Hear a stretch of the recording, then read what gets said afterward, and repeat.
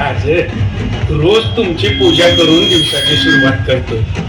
तुमची पूजा केली की मनगटात बळ येते आणि दिवस कसा मस्त प्रसन्न जातो बघा.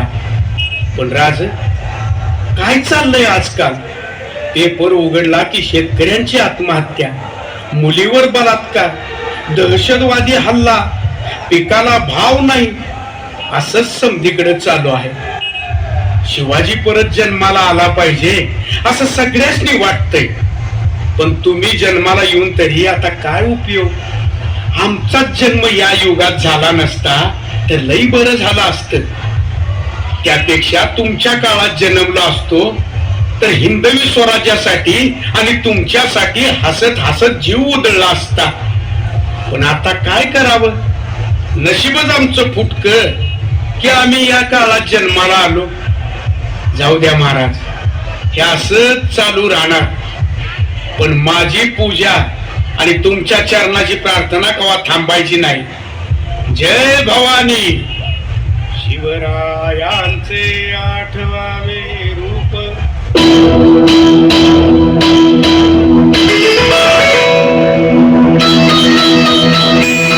फोटो काढतो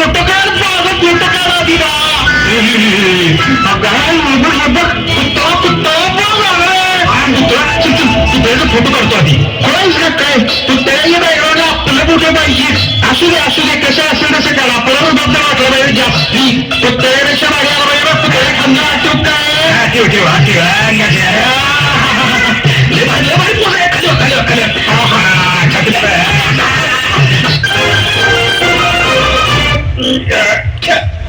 महाराज, मजा आहे तुमची. काय लोक सेवा करतात, मुजर घालतात. अहो, खाय प्यायचा त्रास नाही, पोटाला मिळवायची बात नाही. उद्याचा दिस कसा जाईल ह्याची काळजी नाही. तुम्ही आपले हसेच खोबे. आमच्याकडे बघा महाराज, कसं जगावं आम्ही. बायकोनं घराबाहेर काढला दारू पितो म्हणून. आपण दारू का पितो? चायला बायकासनी काय कळत? दिसभर आम्हाला कुणा कुणाची ठोकी उचलावी लागते, कुणाचं तळवत साठायला लागते. काय कळल बायकासनी? घरात बसून शिकलो तेव्हा नोकरी मिळाली नाही. आईबानं 4 दमडे मिळवून ठेवल्या नाही. एखादा धंदा करावा म्हटलं मग ढळीवलं. आता रोज धंदा.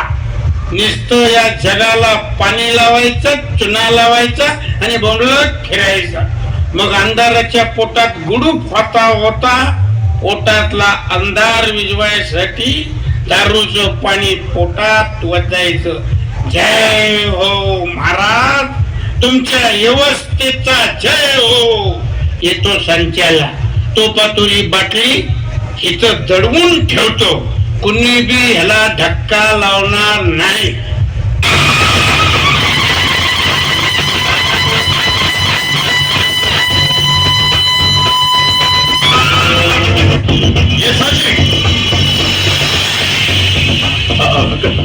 काय झालं राजू? येसाजी पाहिलं नाही तुम्ही? कोण कसे तमाशे करून जातात येत होते. दगड, फक्त दगड बनवले लोकांनी आम्हाला. कुणीही यावं आणि या दगडावर बूट टेकून बसावं, हीच लायकी आमची या महाराष्ट्रात.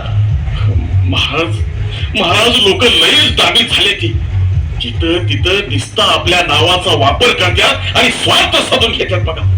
स्वाभिमान, अंगार, किती विश्वासानं बोललो होतो हे शब्द आम्ही. पण कुठाय तो स्वाभिमान? भर चौकात लेकी बाळींची आबरू दुखली जात असताना हा अंगार कुणाच्याही डोळ्यात उफाळत नाही. शेतकऱ्यांच्या आत्महत्या समोर होताना ही अस्मिता सळसळत नाही. राज्यकर्त्यांच्या मागे मेंढरासारखं फिरताना यांना लाज शरम वाटत नाही. ही अशी दुरावस्था महाराष्ट्राची, माझ्या महाराष्ट्राची. आणि ही दुरावस्था केली कुणी? या लोकांच्या नाकर्तेपणाने. ज्या मनगटात कर्तृत्वाच्या तलवारी सावराव्या तेच हात ठेकडाप्रमाणे आभाळाकडे पसरून हे फुकाचा गजर करता आहेत. राजे पुन्हा जन्माला या, राजे पुन्हा जन्माला या. अरे कशासाठी जन्माला या? याच हातांच्या मुठी वळवून तुम्हीच शपथ का घेत नाही तुमच्यातला एखादा शिवबा घडवण्याची? घ्या शपथ. या देशाचा स्वाभिमान हरवेल असं कोणतंही कृत्य आपण करणार नाही. घ्या शपथ. आपल्या अन्नदात्याला, शेतकरी कष्टकरी वर्गाला कसलीही तोशिष देणार नाही. अरे घ्या शपथ. मी तुमच्याशी बोलतोय. अजूनही मला दगडी पुतळा समजून तुम्ही दगडासारखं राहू नका. घ्या शपथ. होय महाराज, आम्ही शपथ घेतो. आम्ही शपथ घेतो. घ्या शपथ. शपथ घ्या. लेकी सुनांच्या अब्रूचं रक्षण करण्यासाठी आम्ही सदैव कटिबद्ध राहू. देशाच्या संविधानाचा मान सन्मान अबाधित ठेवू. राजकारणात कुठलीही लाचारी न पत्करता सेवा भावनेतून नित्य समाजकारण करू. घ्या शपथ. आम्ही शपथ घेतो. शाबास. आजची ही तुमची जागरूकता उद्याची पहाट आणेल. निश्चय करा. आपलं प्रत्येक पाऊल इथं साकारेल सामर्थ्यशाली महाराष्ट्र. बोला हर हर महादेव.